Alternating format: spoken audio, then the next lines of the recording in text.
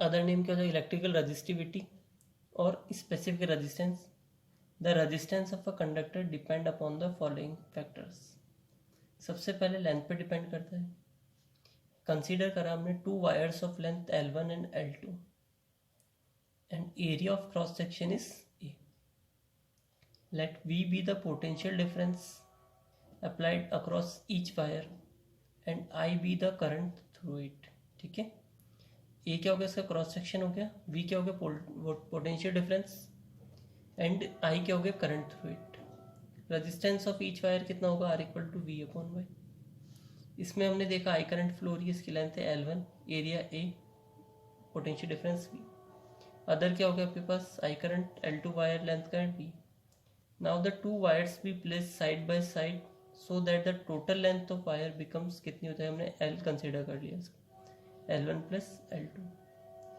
If same potential difference is applied across the ends of the two wires, then current becomes I by 2.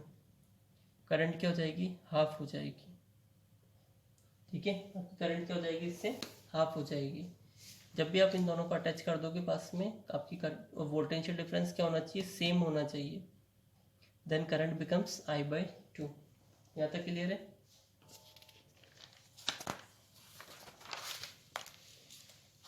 After combination, ठीक है, हमने एक नया resistance consider कर लिया R1। R1 equals to कितना हो जाएगा, V अपॉन आई होता है, आई क्या होगी, I by 2। तो 2 ऊपर आएगा ये यहाँ पर, तो इस प्लेस पे आएगा V by I it's called R। तो हमने देखा if we double the length of a wire the resistance becomes double, और we say that R is directly proportional to L। ठीक है, R क्या डायरेक्टली किसके प्रोपोर्शनल है, L के। हमने टू वायर लिए थे L1 L2, इसमें करंट फ्लो हो रही है I, एरिया ए है, पोटेंशियल डिफरेंस है, इसमें भी आई करंट फ्लो हो रही है, एरिया है, पोटेंशियल डिफरेंस की। मैंने क्या करा, दोनों को अटैच कर दिया। अब क्या हो गया, L1 प्लस L2। अब देखो आप इंक्रीज करोगे लेंथ को, यहाँ तक देखो पहले वायर है, आपने यहाँ देखा करंट फ्लो हो रही है इसमें। ठीक है, करंट फ्लो हो रही है तो रजिस्टेंस भी होगा उसका कुछ ना कुछ। अब जब आप इन दोनों को इंक्रीज कर दोगे, तो अब सपोज करो आपके जो टोटल लेंथ कितनी होगी इसकी, L1 प्लस L2। ठीक है,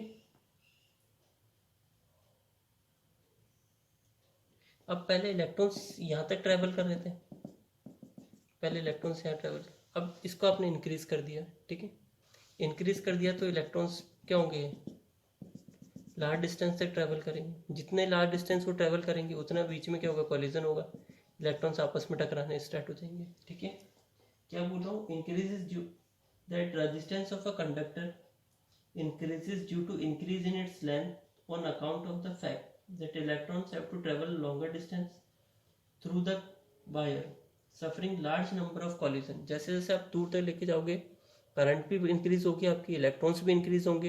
इलेक्ट्रॉन्स क्या होंगे, कोलिजन होंगे। जब वो कोलाइड करेंगे तो क्या होगा, आपका करंट भी कहीं ना कहीं फॉल होगा करंट में, तो इस क्या हो गया, ऑब्स्ट्रक्शन हो गया। तो that means R is directly proportional to L. कि अगर आपकी आर इंक्रीज, अपने लेंथ बढ़ा दी है, ठीक है, तो आपका ऑब्स्ट्रक्शन भी क्या हो जाएगा, इंक्रीज हो जाएगा, because of collision of electrons. यहाँ तक क्लियर है। देखते हैं, फर्स्ट हमने क्या देखा था, लेंथ पे। सेकेंड हम देखेंगे एरिया पे कैसे डिपेंड करता है रेजिस्टेंस। वही similar condition, L1 L2 wire था, अब मैंने दोनों को कंबाइन कर दिया। पहले लेंथ के अकॉर्डिंग था, इस बार मैं एक के ऊपर एक पुट कर रहा हूँ।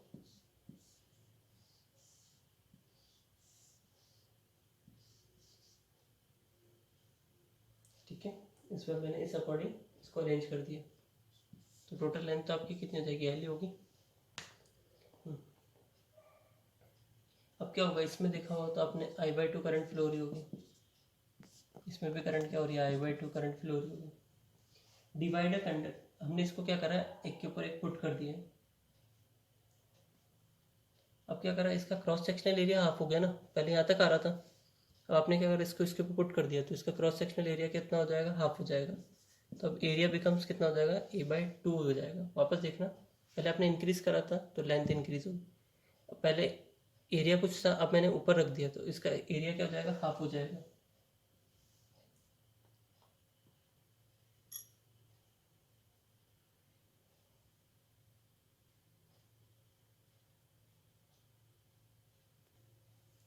एक्चुअली हम क्या करेंगे, इसी को लेंगे हम, सिंगल एक को ना, एक ही वायर को लेंगे।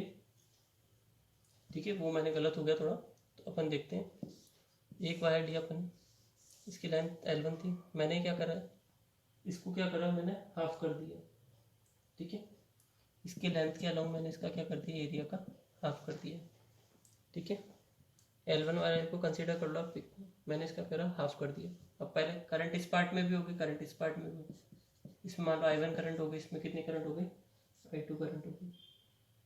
क्लियर है, मैंने एक ही स्लैब लिया, इसको मैंने लेंथ के अकॉर्डिंग डिवाइड कर दिया 2 पार्ट्स में। अब पहले इसका एरिया A था, अब एरिया कितना हो जाएगा, A/2 और A/2 हो जाएगा। ठीक है,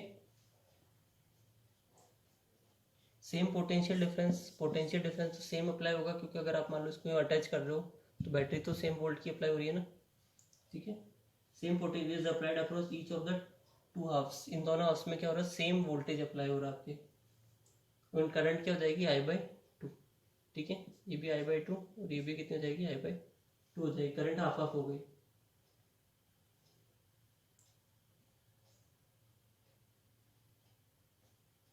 अब हम मान लेते हैं इसका रेजिस्टेंस कुछ होगा, इसका रेजिस्टेंस कुछ और होगा। ठीक है, अब हम the resistance of half part, इस पहले हमने क्या लिया था, R लिया था, R1 ले लिया था, अब इसको R2 कंसीडर कर लिया, तो R2 इक्वल्स टू कितना हो जाएगा आपके पास, V/I/2। ठीक है, 2 ऊपर जाएगा तो ट्वाइस ऑफ V/I, तो ट्वाइस ऑफ R। ठीक है, इट मीन्स आपने अब क्या देखा, आपने एरिया को हाफ करा तो आपका रेजिस्टेंस डबल हो गया है। ठीक है, इस चीज़ को वापस देखना एक बार, मैंने क्या करा, एक स्लैब ले ली, एक वायर ले लिया। ठीक है, इसको मैंने लेंथ के अकॉर्डिंग 2 पार्ट्स में डिवाइड कर दिया। इसमें I/2 करंट हो जाएगी, इसमें I/2, इसका current A/2, but potential difference क्या हो रहा है, सेम हो गया। The resistance of half part हम देखते हैं, तो R2 equals to V/I/2, because potential difference is same, 2V/I। अब यहाँ पे मैंने क्या देखा, जैसे मैंने एरिया को हाफ करा, मेरा रेजिस्टेंस क्या हो गया, डबल हो गया है। दैट मीन्स ये डायरेक्टली प्रोपोर्शनल है, इनवर्सली प्रोपोर्शनल है। वहां भी डबल हो रहा था, इस केस में भी डबल हो रहा है। It means halving the area of cross section of the conductor. ठीक है, listen carefully, it means halving of the area of cross section of the conductor doubles the resistance. Therefore, resistance R of a conductor is inversely proportional to the area of cross section of the wire.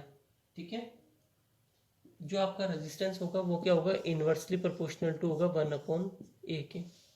इसको भी मैं आपको prove करके बताता हूँ। क्या आया, first case में क्या था मेरे पास, R इज प्रोपोर्शनल है, इक्वेशन नंबर 1, जब आपने लेंथ की बात करी थी। सेकेंड, अब एरिया का क्या करा आपने, हाफ करा है, अब ये क्या आ रहा, 1/A आ रहा है। इसको प्रूव करके देखते हैं। मैंने क्या बोला था अभी, रेजिस्टेंस या प्रोपोर्शनलिटी हटाओगे कोई कांस्टेंट आएगा, 1/A।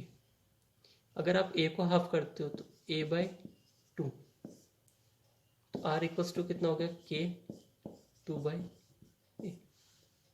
ठीक है, तो यहाँ से क्या हो गया, 2 टाइम्स बढ़ गया है ना, तो इसका मतलब ये क्या हो गया, इन्वर्सली प्रोपोर्शनल हो गया।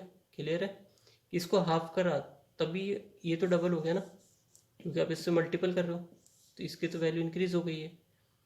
ठीक है, तो यहाँ से क्या हो गया, 2 टाइम्स हो रहा है। तो हमने क्या देखा, जब रेजिस्टेंस डबल हो जाता है, आप एरिया को हाफ करते हो, तो ये क्या हो गया, inversely proportional to. Equation number 2 हम क्या करेंगे, कंबाइन कर देंगे, कंबाइन इक्वेशन नंबर 1 एंड 2। ये फैक्टर तो आपका कॉमन है, R is proportional to L/A। R equals to, आप जैसे हटाओगे कांस्टेंट आएगा, उस कांस्टेंट को हमने दिया है, यही कांस्टेंट जो है आपके पास, ये होगा आपका स्पेसिफिक रेजिस्टेंस। इसी को बोलते हैं अपन स्पेसिफिक रेजिस्टेंस।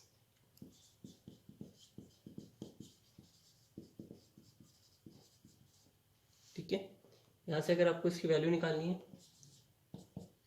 इससे मल्टीपल होगा R इंटू ए अपॉन एल।